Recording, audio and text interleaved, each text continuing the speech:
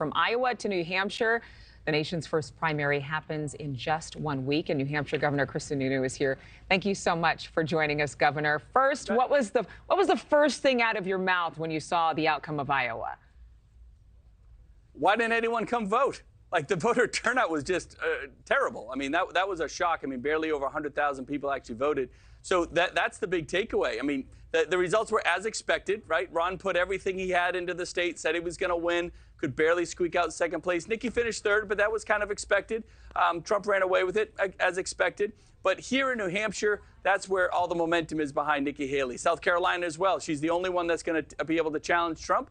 So it really has become a two-person race. And so, yeah, I think that my only big takeaway there was I was shocked with just how low the voter turnout was. Yeah, obviously we saw numbers up above 180,000 back in 2016. But some people saying it was the weather, others saying they kind of knew Trump was going to take it all in a landslide. But do you stand behind what you've said before the caucus, that Trump is scared to death of Nikki Haley?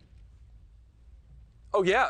If he wasn't scared, why wouldn't he get on the debate stage, right? Why wouldn't he answer questions? Why wouldn't he do retail politics? Why wouldn't he talk to the voters? He's not talking to any voters right now. He's doing some ads. He's doing a few rallies. He never takes a question from anyone other than, his very, strict, tiny world of the press figures that he'll talk to. So, he's really just hoping that he can skate by. New Hampshire, we traditionally don't let you do that, right? You got to earn it on the ground.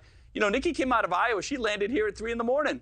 4 in the morning. She got a couple hours rest. She was on the campaign trail this morning. We're in a blizzard here, so it's snowing, and that's not slowing her down at all. Trump, we'll be lucky to even see him later in the week. DeSantis went to South Carolina. So here in New Hampshire, all that momentum, all the retail politics, all the energy is behind Nikki Haley. She's within single digits. It's going to be hard to beat him. No, there's no question about it. But the fact that it's even possible gets people excited. What we were told couldn't happen now really can happen. And that's why you see so many DeSantis and Trump voters coming back over to the Nikki Haley side saying, hey, wait, we have a great option to actually move this country and the party forward. They're getting excited by it, and her numbers keep rising. Well, and you could say, for people who are seeing President Trump opt out of those debates, opt out of what you said besides scripted questions, a lot of people have said that that's what Nikki Haley has done, is that she's only taking specific questions.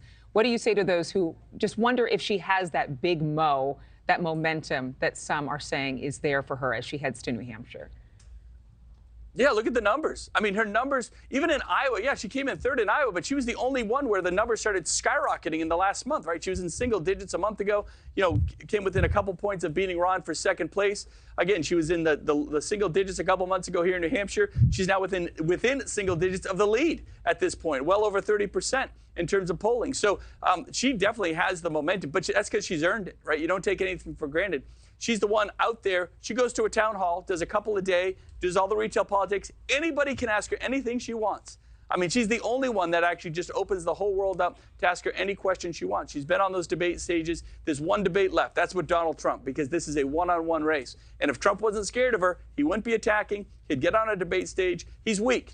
And we want a strong candidate on the Republican side. Trump is showing a heck of a lot of weakness there, just trying to take the whole thing for granted. And then some are saying that it's a strong stance for him to not have to, deal with people who aren't even in his orbit. But again, there are so many different perspectives within the GOP now. There's some splintering.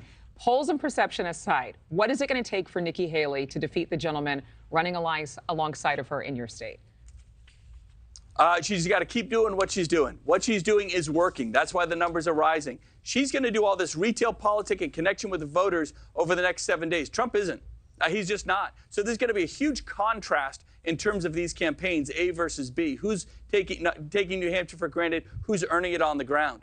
And to close that gap within single digits within a week, she's well within the orbit. I mean, my goodness. Of course she's within the orbit. And that's why he's so afraid. If he wasn't afraid of her, he wouldn't be attacking her, right? So he knows what the reality is. And then from here, she goes to her home state of South Carolina with all that momentum. I mean, political momentum is real. And to bring that to her home state where she knows how to win, she knows how to campaign. Those campaigns haven't even started yet. She'd have a month to get on the ground and kind of re-engage with her voters in a way that she's been very successful with before. So all the things are lining up for a glide path to allow Nikki Haley not just to challenge Donald Trump, but to take this thing over and really be the nominee of the future. Thank you for watching. Go to newsnationnow.com to find NewsNation on your television provider. And don't forget to click the red subscribe button below to get more of NewsNation's fact-driven, unbiased coverage.